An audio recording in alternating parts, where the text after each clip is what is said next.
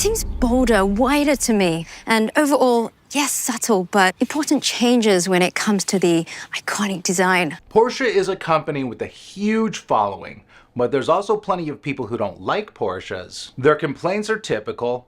The cars are overpriced, they have a horrible horsepower to dollar ratio, and they're expensive to repair. And these claims are all fairly accurate. But I've always found arguments against them. I've always said, yeah, the Porsche 911 is expensive and doesn't have much horsepower for the money. But the 911 is a true driver's car. They've got that old school feel, they're lightweight, and you can still get one with a manual transmission and a naturally aspirated engine. I have a 993, which is the 911 that was produced between 1994 and 1998, and it is one of the most soulful and fulfilling cars I've ever driven. But cars have changed a lot over the last few years, some for the better and some for the worse. Today's video about the new 911 is sponsored by Porsche Art Prints by Arc Driver Automotive Photography. These unique Porsche art prints are a great way to improve the aesthetics in any room in your house, and a great way to help support this channel. They feature museum quality printing on heavy duty paper that has a partly glossy and partly matte finish. You can check out the entire collection by clicking on the link in the description below. The 911 Carrera is widely believed to be the best sports car ever made, and the latest version was revealed just 1 month ago, but you wouldn't know it today based on the complete lack of people talking about it. There is talk about the hybrid, but the Carrera is the one we were all waiting for, and now that it's been revealed, no one seems to care. And I think even Porsche is unexcited about the car. Normally when they have a reveal for a new 911, they have a huge, grandiose spectacle to show off the new car.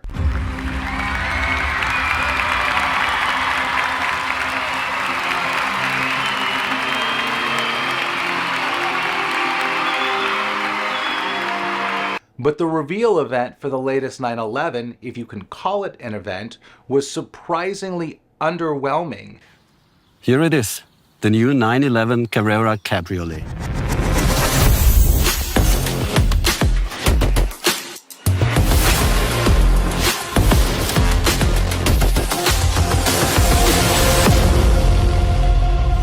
And the event mostly focused on the hybrid GTS.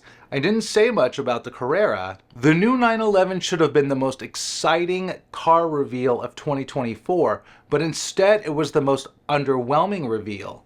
The C8 Corvette debuted exactly 5 years ago in July of 2019, and people still won't shut up about it.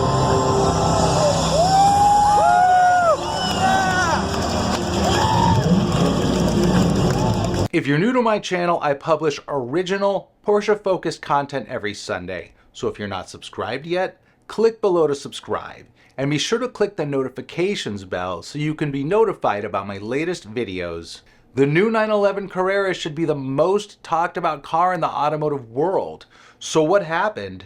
Well, over the past few years, the non-GT 911s, you know, the ones that the car dealerships will actually give us allocations for, have been stripped of all the 911 qualities we love, generation by generation for the past 12 years.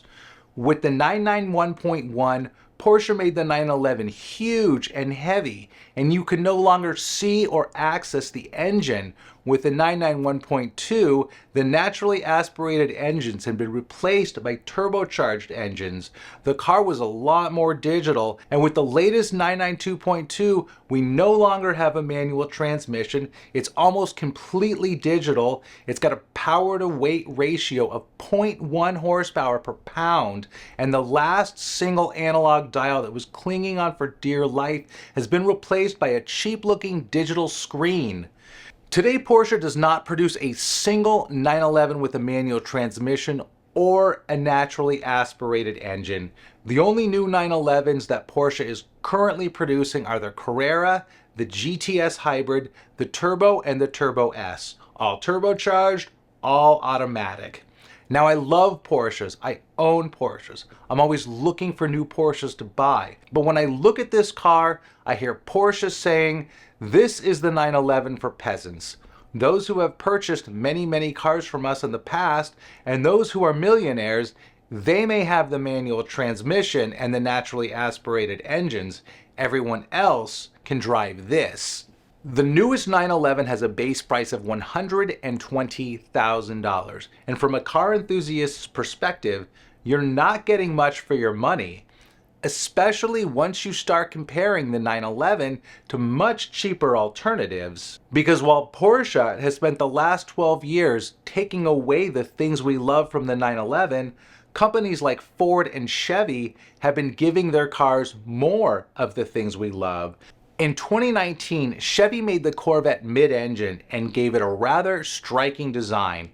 It also costs half as much as the 911, has 100 horsepower more, and is a full second faster from 0 to 60, and it has a higher top speed for half the price. I used to say, sure, the C8 Corvette's got some great qualities, but it doesn't have a manual transmission. Well, now neither does the 911. And I can't believe I'm saying this, but for a third of the cost of the new 911, the new Ford Mustang GT is a significantly better option. The Mustang GT has a naturally aspirated 8-cylinder engine that produces 486 horsepower, and it has a 6-speed manual transmission with rev matching. And get this, it weighs 500 pounds less than the new 911. Talk about a car for enthusiasts. And it's crazy that I'm saying this. I'm a Porsche person making the argument that the new Mustang is a better car than the new 911.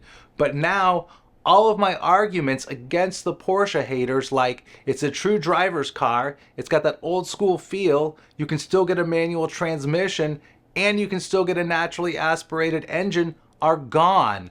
There are no longer any arguments that can prove why the 911 is a better option than sports cars that cost much less. And let's be honest, Porsche has one of the best marketing teams in the world. They show you cars like this and this, but when you try to get an allocation for one, they tell you that all you can have is this or this. But if you buy enough of them, maybe one day we'll sell you one of these. And people say, great, here's my money. And that same incredible marketing team has created an army of people who believe any car with a Porsche badge on the hood is the best car ever made. So Porsche doesn't even need to make the 911 good anymore. They can just give people a product called the 911 and they'll buy it. And I really have to wonder if all the people who are going to pay the base price of $120,000, but more realistically, $175,000 with a few options, dealership fees, and taxes, are buying the new 911 simply because it has a Porsche badge on the front and a 911 badge on the rear, because there are just so many better options out there. Now, I'm not saying the new 911 is a bad car. If Kia made this car, it would be impressive. If Hyundai made this car, it would be amazing. But this car was made by Porsche, the car company that gave us this and this.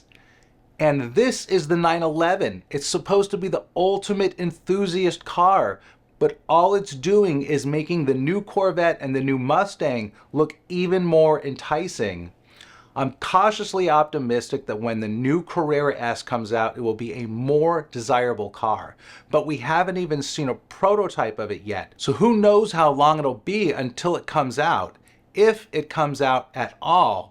But chances are it's just going to get a small power boost at a much higher price tag.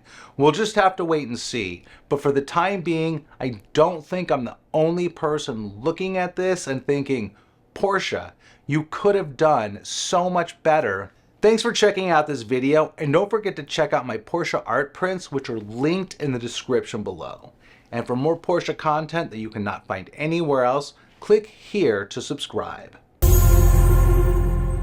It's a stunning car. Now, the first thing that strikes me when I look at the car, there's only one main headlight. And correct me if I'm wrong, no more side lights on the front bumper. Overall, on the front end, we are going for a more modern and cleaner look. The main highlight there is the new HD matte